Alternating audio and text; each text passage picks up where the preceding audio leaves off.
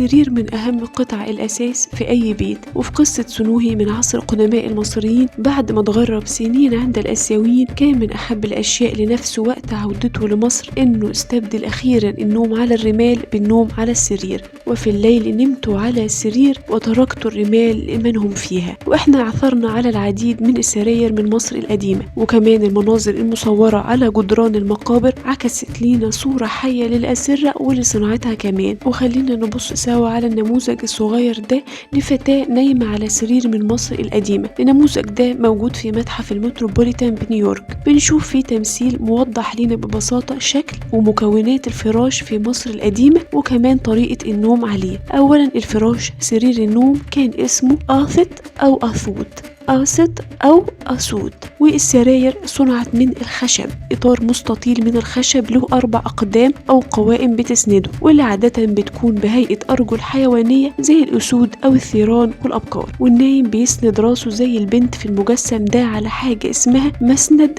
الرأس. ومساند الرأس دي كانت بتستخدم لرفع رأس النائم، وبيصنع من مواد مختلفة، الأغلب الخشب وممكن الحجر الجيري أو الألابستر أو العاج كمان. وبيكون شكله في الغالب زي عمود وفوقه شكل قوس مفتوح لأعلى أو هلال، وفي نصه بيسند النايم راسه زي المجسم. وممكن الواحد يحط وسادة صغيرة أعلى المتكئ ده تكون هي اللي تحت راسه. والعنصر التاني المميز في السرير عند المصريين القدماء هو لوح أو مسند القدم، الإطار المستطيل ده اللي بيكون عند قدم النائم لمنعه من الانزلاق أثناء النوم. وده لأن فراش النوم في مصر القديمة عادة قبل الأسرة 18 كانت بتبقى قوائم السرير، أرجل السرير عند رأس النايم أعلى من قوائم السرير عند رجليه، يعني السرير بيبقى مايل مش مستقيم. ارتفاع السرير من عند الرأس بيكون أعلى من ارتفاع السرير عند الأقدام، علشان كده عملوا لوح القدم اللي بيمنع النائم من الانزلاق أثناء النوم.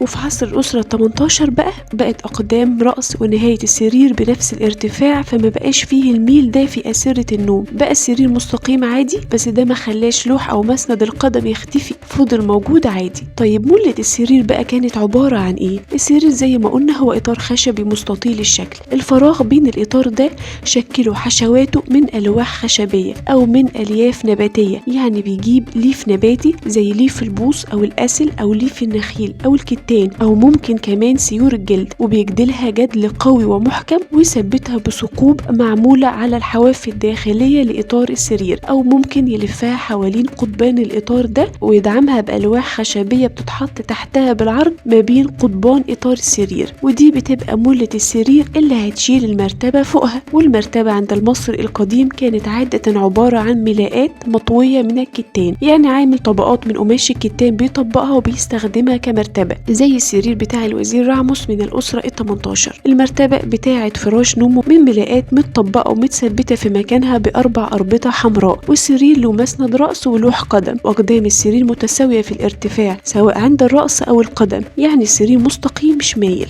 والسرير في مصر القديمة ممكن يكون ارتفاعه عن الأرض قصير حوالي 30 سنتي أو يكون مرتفع أكتر من كده بكتير، وبيتحط جنبه موطئ للقدم منخفض أو سلم صغير علشان تطلع منه للسرير. وطبعا النوع ده شفناه عند الطبقة العليا في مصر القديمة. والسرير كمان ممكن يكون له ظلة من فوقه بيتركب عليها ستاير تكون محاوطة النايم، وممكن النايم كمان يحاوط نفسه بالناموسية علشان تحميه من الناموس. وده اللي ذكره هيرودوت، قال إن الناس اللي بتعيش حوالين المستنقعات بيستخدموا نسيج زي الشباك ويناموا تحتها علشان تقيهم لدغ البعوض، نفس فكرة الناموسية اللي موجودة عندنا. والسرير كمان ظهر منه نوع ممكن يطوى ويحمل بعد كده بسهولة، زي السرير القابل للطي الخاص بالملك توت عنخ آمون واللي عثر عليه في مقبرته. والنوع ده مناسب استخدامه في الحملات الحربية أو حتى في رحلات الصيد. وما ينفعش ننهي كلامنا على فراش النوم في مصر القديمة من غير ما نبص على السرير الملكي المذهب الخاص بالملكة حتبحرس زوجة الملك سنفرو وأم الملك خوفو، واللي عثرنا عليه في الجيزة عام 1925 ميلادية. والنسخة الأصلية منه في المتحف المصري الكبير، وفي نسخة تانية مقلدة في متحف بوسطن للفنون. السرير الخشب المذهب ده اتصنع تقريبا في الفترة من 2575 ل 2528 قبل الميلاد. ارتفاعه 43.6 سنتيمتر، وكان عرضه 97.5 سنتي وطوله 177 سنتي. هنلاقي فيه كل مكونات السرير اللي شرحناها، من ظلة خشبية مذهبة محاوطة السرير، وكمان عثرنا على صندوق حفظ الستاير اللي كانت بتعلق على الظلة دي، وكمان موجود مسند الرأس بتاعه من خشب مغطى بالذهب من فوق ومن أسفل بالفضة، ولوح أو مسند القدم بزخارفه النباتية، وقوائم السرير واخدة شكل أرجل الأسد ومرتفع عند الرأس ومنخفضة عند الأقدام، علشان كده السرير مايل نحو القدمين، من إطار خشبي مغطى كله بالذهب. بساطة واضحة في التصميم بتخفي نجارة متطورة ومبدعة. وبكده نكون عرفنا سوا شكل ومكونات فراش النوم في مصر القديمة.